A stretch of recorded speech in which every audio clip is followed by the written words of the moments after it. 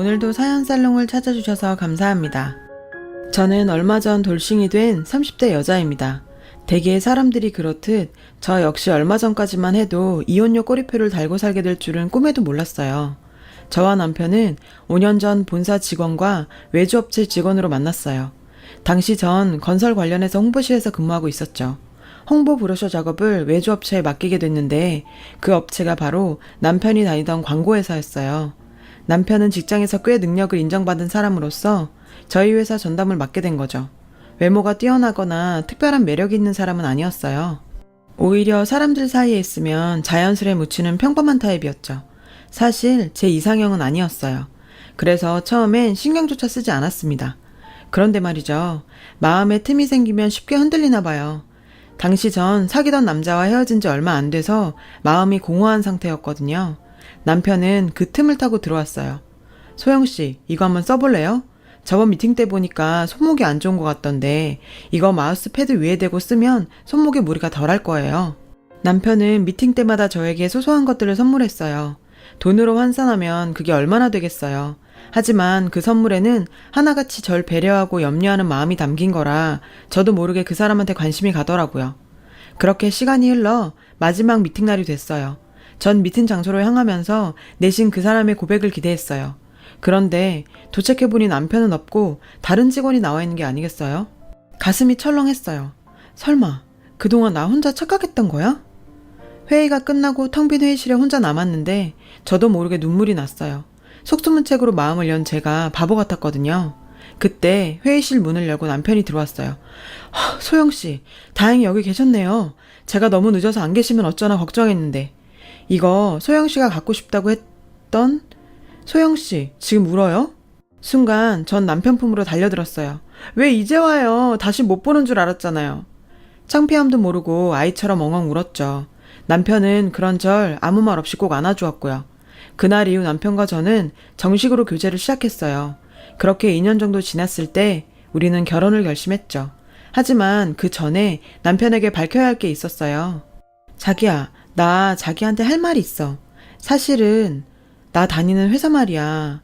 거기 오너가 우리 아빠야. 남편은 놀란 듯 잠시 말이 없었어요. 생각지도 못한 일이었겠죠. 평사원인 줄 알았던 제가 오너 딸이라니.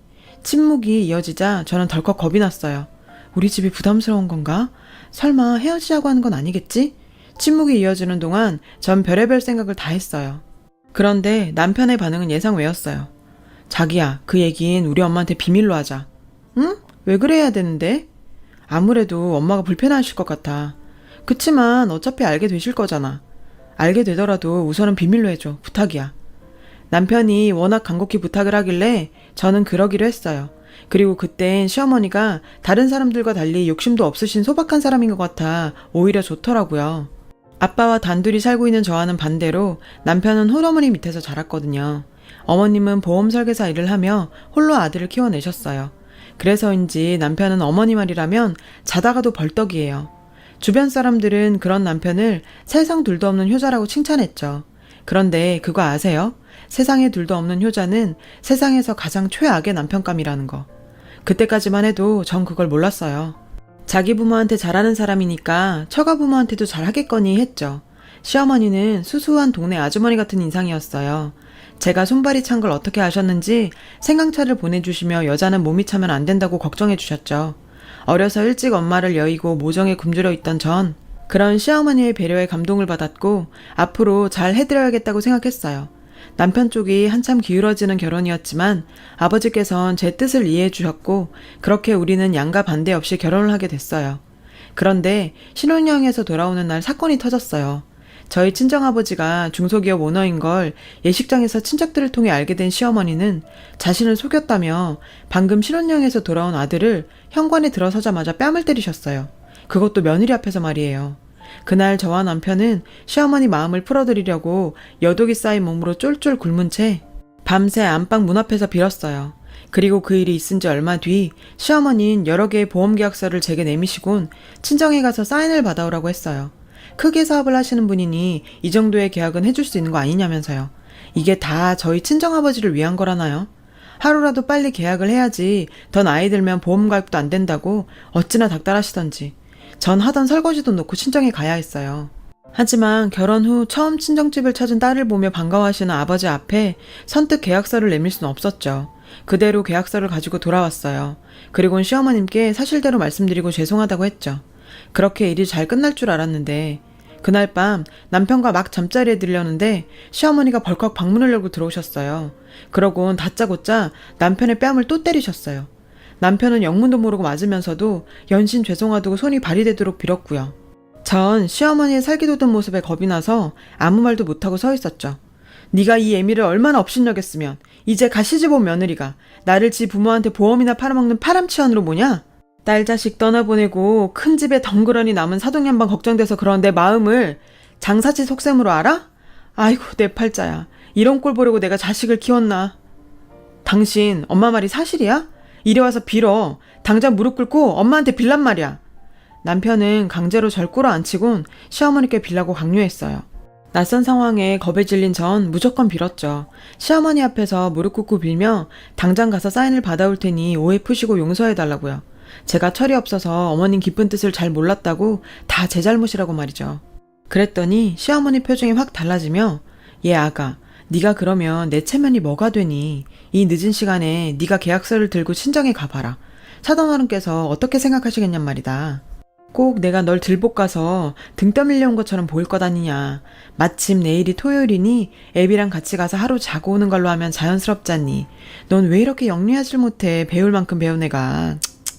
결국 어머님 계획대로 다음날 남편과 전 친정으로 향했어요. 가는 길에 남편이 그러더군요. 어제는 미안해. 이래서 당신 집 형편 숨기고 싶었는데 여보 정말 미안해. 고개를 푹 숙인 남편을 보자 그동안 이 남자가 어떻게 살아왔을지 훤히 보였어요. 그래서 더 가엾게 느껴졌어요. 친정아버지인 저희 내외가 하루 지내러 왔다는 말에 무척 기뻐하셨어요.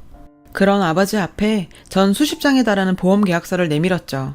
아버진 아무 말 없이 사인해 주셨어요. 어찌나 죄송한지 전 고개를 들 수 없었죠. 그러지 마라. 안 그래도 보험을 몇 개 들어둘 생각이었다. 사돈께서 이렇게 신경 써주시니 오히려 고맙구나. 감사 인사 전해드려라. 그렇게 저희 친정아버지로부터 다량의 보험 계약을 따낸 시어머니는 한동안 별 문제 없이 잘해주셨어요. 하지만 그 후로도 크고 작은 일들이 있을 때마다 시어머니는 제가 보는 앞에서 남편에게 폭언과 폭력을 행사하셨고 그 상황을 차마 지켜볼 수 없었던 전 친정으로 달려가 돈이며 시어머니가 원하는 모든 것들을 시집에 퍼나르기 시작했죠. 그런 악순환은 얼마 전까지도 이어졌어요. 그런데 전 세계 경제 불황으로 환율이 요동치면서 주로 수입 자재를 사용하는 저희 아버지 회사가 휘청거리기 시작했어요. 아버지께선 자신 소유의 부동산과 증권을 정리해 하청업체에 대금을 지불하고 직원들 월급부터 챙기셨죠. 하지만 이미 기울어진 회사는 회생기미가 보이지 않았어요. 그래도 끝까지 회사를 살려보려 사방팔방으로 뛰어다니시던 아버지는 음주운전 차량에 치여 교통사고를 당하셨습니다. 아버지 의식이 돌아오기도 전 회사는 결국 다른 업체에 넘어가 버렸어요. 회사를 살려보려 수십억 자산도 쏟아부었던 아버진 결국 깨어나지 못한 채 세상을 떠나셨고요. 그렇게 전 한순간에 고아가 되었어요. 경찰서에서 조사하는 과정에서 아빠의 이야기를 들었어요. 회사가 어려워진 후 아빠의 수고는 제가 상상하던 이상이었습니다. 아빠는 그런 상황을 저한테까지 상세히 알리지 않으셨죠. 저 사느라 바빠서 그런 아빠의 상황도 잘 몰라 돌봐드리지도 못했는데 제 탓인 것만 같아 살고 싶지 않았고 그렇게 먼저 가신 아빠가 보고 싶기만 했어요. 장례는 다행히 회사분들이 도와주셔서 큰 문제 없이 치를 수 있었어요. 그런데 저와 슬픔을 나누고 함께 상주 노릇을 해야 할 남편이 꽃배기도 보이지 않는 거예요. 전화도 꺼진 채 말이죠. 저와도 연락이 되지 않은 남편 소식을 시어머님이 알고 있더라고요. 남편이 급하게 회사 일 때문에 출장을 갔다며 곧 올 거라고 하셨죠. 저녁이 돼서야 뒤늦게 나타난 남편은 검정이 아닌 흰색 계열의 정장 차림이었어요. 화려한 색의 타이까지 매고요. 제가 선물한 정장이었고 디자인도 자기 스타일이고 옷감이 부드럽고 좋다며 평소 남편이 좋아하는 옷이긴 했습니다. 그래서 장례업체 측에서 검은 양복을 대여 입긴 했지만 내심 찜찜했죠. 하지만 신경을 오래 쓸 겨를이 없었어요. 무사히 아버지 장례를 마치고 집으로 돌아온 전 식음을 전폐하고 누워 있었어요. 너무 울어서 그런지 정말 온몸이 맞은 것처럼 아팠어요. 그런 상황에선 제가 살림을 돌보지 못하니 어머님이 집에 같이 계셨어요. 평소 같으면 제가 아픈 꼴도 못 보시는 시어머니지만 상황이 상황인지라 별 말씀 안 하시더라고요. 정신없이 누워있다 목이 말라 물을 마시러 주방으로 나왔어요. 그런데 방에서 통화 소리가 들리는 거예요. 며느리, 내쫓아야지. 없어, 개털이야. 부자가 망해도 3년은 간다는데 이건 뭐. 그건 그렇고 저번에 우리 아들 선본 거 말이야. 그쪽에선 왜 말이 없어? 맘에 든대? 애들은 이번 주말에 만나기로 했다더라고. 아유, 걱정 마. 곧 이혼 서류에 도장 찍어. 지가 부모가 있어, 돈이 있어. 그쪽 집에 신경 안 쓰게 내가 싹 정리해 둘게. 이번 혼사만 잘 되면 옷이 문제야. 명품백도 하나 사준다 내가. 그러니까 제가 친정아버지 장례 지내는 동안 남편이란 작자는 시어머니랑 짜고 선을 보러 나갔던 거예요. 그날 장례식장에 입고 왔던 굳이 제가 사준 그 양복을 입고 말이죠. 사람의 탈을 쓰고 어떻게 이럴 수가. 시어머니는 원래 그런 사람이라고 쳐도 어떻게 3년을 살을 썩고 살아온 남편이 저한테 이럴 수 있죠? 생각 같아선 당장 안방에 뛰어들어가 시어머니랑 단판을 짓고 싶었지만 그래봤자 저한테 좋을 건 없겠더라고요.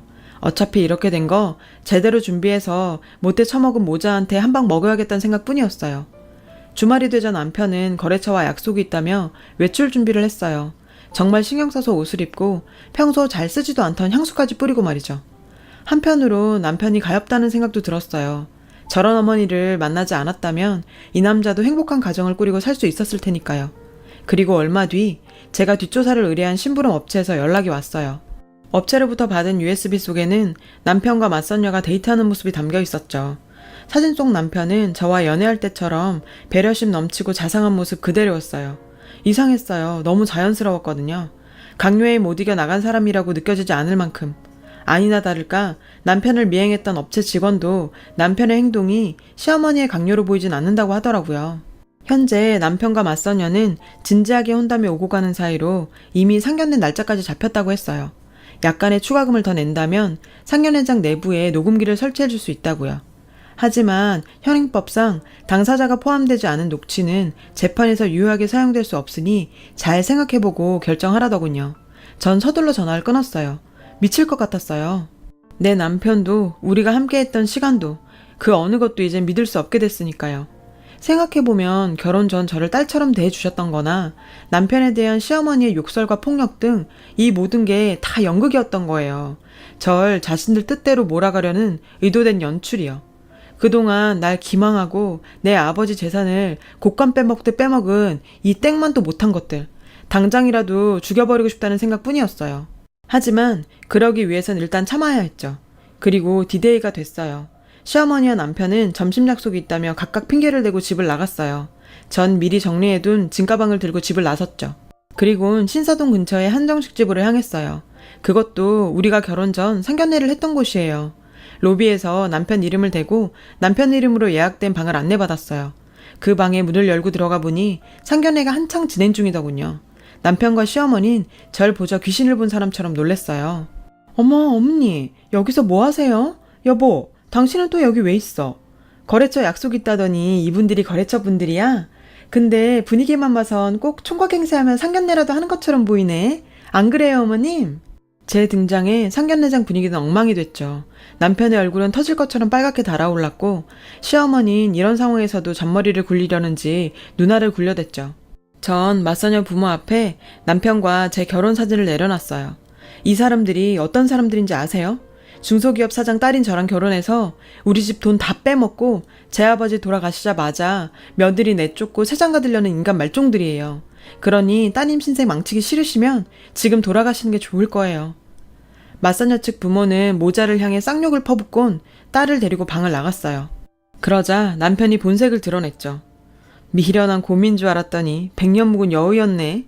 그래, 이왕 이렇게 된 거 다 얘기하지 뭐. 나 네 아버지가 뭐 하는 사람인지 알고 일부러 너한테 접근했어. 그래서 뭐? 알고 보면 나도 피해자야. 니네 집 재력 누리며 평생 떵떵거리고 살려고 했는데 망해버리네. 아니, 장인어른도 그래.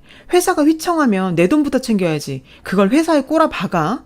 제정신이냐고. 그러니 바닥에서 죽지. 뭐? 말 다 했어? 거지근성 못 버리고 처가에 빌부터 살려는 주제 그 더러운 입으로 감히 우리 아빠를 들먹여? 돈 앞에서 천박하게 어쩜 네 엄마랑 똑같니? 모자지간 아니랄까봐. 재활용도 안 되는 이 쓰레기 같은 인간아. 얘, 너 미쳤니? 머리가 어떻게 된 거야? 끈 떨어진 연주제에 어디서 까불어? 불쌍해서 봐주려고 했더니 아주 눈에 뵈는 게 없지? 글쎄요. 누가 불쌍해요? 모르시나 본데 당신이 우리 아빠한테 강매한 보험 그거 수령액이 얼만지는 아세요?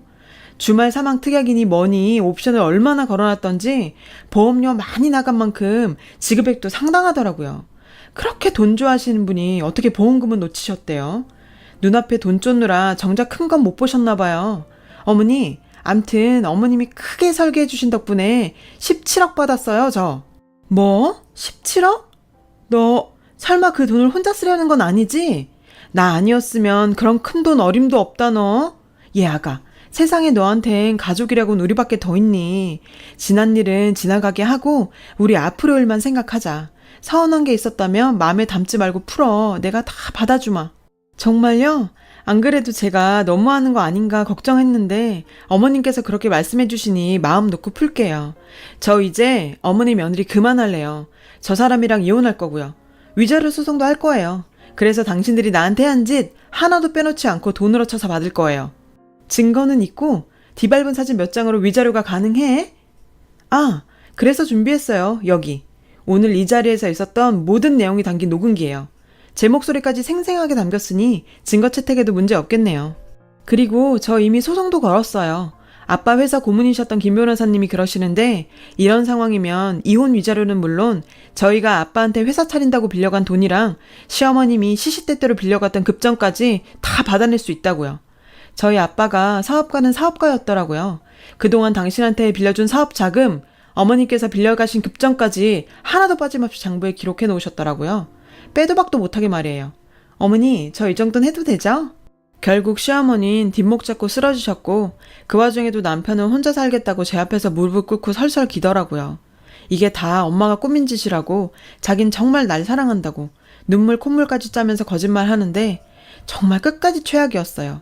전 요즘 이혼 소송부터 위자료 청구 소송, 사업자금 반환 소송까지 법원 문턱이 닳도록 뛰어다니고 있어요. 하지만 3년간의 결혼 생활을 돌이켜보면 적어도 지금이 그때보다는 수백 수천 배는 행복하다고 자신해요.